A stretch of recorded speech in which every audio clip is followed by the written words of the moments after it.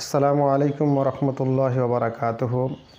সুপ্রিয় মুসলমান ভাই বোনেরা, আল্লাহ রসুল সাল্লাল্লাহু আলাইহি ওয়াসাল্লাম শাবান মাসে কী ধরনের আমল করেছেন, আমাদেরকে কী ধরনের আমলে উৎসাহিত করেছেন, এই আজকের আয়োজন। তো চলুন আমরা সরাসরি শুনতে থাকি। হযরত আয়েশা রাদিয়াল্লাহু তাআলা আনহা থেকে বর্ণিত, তিনি বলেন, মা রাআইতু রাসূলুল্লাহি সাল্লাল্লাহু আলাইহি ওয়াসাল্লাম ইস্তাকমালা সিয়ামা শাহরিন কত্তুন ইল্লা রমাদান। রাসূল করিম সাল্লাল্লাহু আলাইহি ওয়াসাল্লামকে রমজান ছাড়া অন্য কোনো মাসে পুরোপুরি রোজা রেখেছেন আমি দেখি নাই।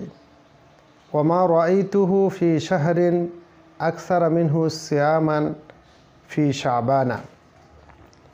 আবার শাবান ছাড়া অন্য কোনো মাসে এত বেশি রোজা রাখতেও দেখি নাই। অর্থাৎ রাসূল করিম সাল্লাল্লাহু আলাইহি ওয়াসাল্লাম রমজান মাসে পুরো রোজা রাখতেন আর শাবান মাসে বেশি বেশি রোজা রাখতেন। আল্লাহ রসুল সাল্লাল্লাহু আলাইহি ওয়াসাল্লাম শাবান মাসকে অত্যাধিক গুরুত্ব দিতেন। শাবান মাসের গুরুত্ব প্রসঙ্গে আল্লাহ রসুল সাল্লাল্লাহু আলাইহি ওয়াসাল্লামকে প্রশ্ন করা হলে তিনি বলতেন, ওহুয়া শাহরুন, এটা এমন একটা মাস তুরফাউ ফিহিল আমালু ইলা রাব্বিল আলামিন, আল্লাহ রাব্বুল আলামিনের কাছে এই মাসে বান্দার আমল পৌঁছানো হয়। তো ফাউহিব্বু আইয়ুরফা আমালি ওয়া আনা সাইমুন, আমি পছন্দ করি এমত অবস্থায় আমার আমলকে আল্লাহর দরবারে পৌঁছানো হোক যে আমি রোজাদার। রাসূল করিম সাল্লাল্লাহু আলাইহি ওয়াসাল্লাম হাদিসে আসছে, তিনি রমজানের প্রথম 15 দিন, শাবানের প্রথম 15 দিন রোজা রাখতেন, পরের 15 দিন বিশ্রাম নিতেন। আরও একটি হাদিসে আসছে, তিনি বলেছেন, মান সামা খামসান ফি আউয়ালি শাবানা ওয়া খামসান ফি আখিরি শাবানা আদখালাহুল্লাহুল জান্নাহ।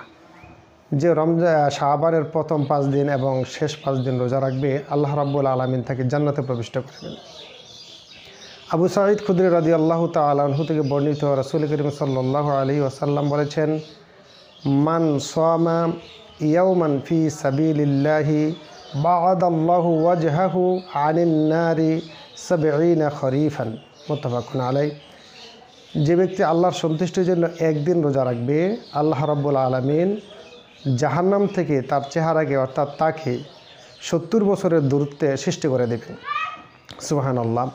আবি উমামা রাদিয়াল্লাহু তাআলা আনহু থেকে বর্ণিত আরও একটি হাদিস, রাসূল আকরাম সাল্লাল্লাহু আলাইহি ওয়াসাল্লাম বলেন, মান সামা ইয়াওমান ফি সাবিলিল্লাহি জাআলাল্লাহু বাইনাহু ওয়া বাইনান নারি খান্দাকান কামা বাইনাস সামাই ওয়াল আরদ। যে ব্যক্তি আল্লাহর সন্তুষ্টির জন্য একদিন রোজা রাখবে, আল্লাহ রাব্বুল আলামিন তার এবং জাহান্নামের মধ্যে একটি খন্দক সৃষ্টি করে দিবেন, যার দূরত্ব হবে আসমান এবং জমিনের সমান।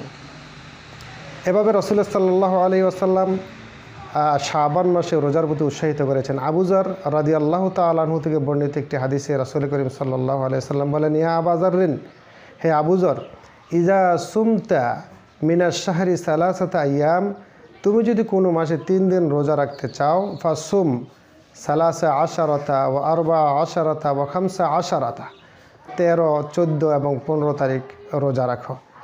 এই রোজা রাখা ছিল রাসূল করিম সাল্লাল্লাহু আলাইহি ওয়াসাল্লামের একটি কমন আমল, আমাদেরকেও তিনি উৎসাহিত করেছেন। আল্লাহ রসুল সাল্লাল্লাহু আলাইহি ওয়াসাল্লামের দ্বিতীয় আরেকটি আমল যা ছিল, রজবের চাঁদ উদিত হওয়ার সাথে সাথেই তিনি দোয়া করতেন। রজব এবং শাবান এই 2 মাস ব্যাপী দোয়া করতেন, আল্লাহুম্মা বারিক লানা ফি রজবা ওয়া শাবানা ওয়া বাল্লিগনা রমাদান, আল্লাহ রজব শাবানে বরকত দাও, রমজান পর্যন্ত পৌঁছে দাও। রাসূল করিম সাল্লাল্লাহু আলাইহি ওয়াসাল্লামের এই হাদিসটিকে আমলে নিয়ে, আল্লাহ রসুলের আমলকে আমলে নিয়ে আমরাও দোয়া করব, আল্লাহ রাব্বুল আলামিন যেন রজব শাবানে আমাদেরকে বরকত দান করে রমজান পর্যন্ত আমাদেরকে পৌঁছে দেয় এবং রমজানের পুরোপুরি ফজিলত এবং বরকত আমাদেরকে হাসিল করার, অর্জন করার তৌফিক দান করেন। ওমা তৌফিক ইল্লা বিল্লাহ। আসসালামু আলাইকুম ওয়া রাহমাতুল্লাহ।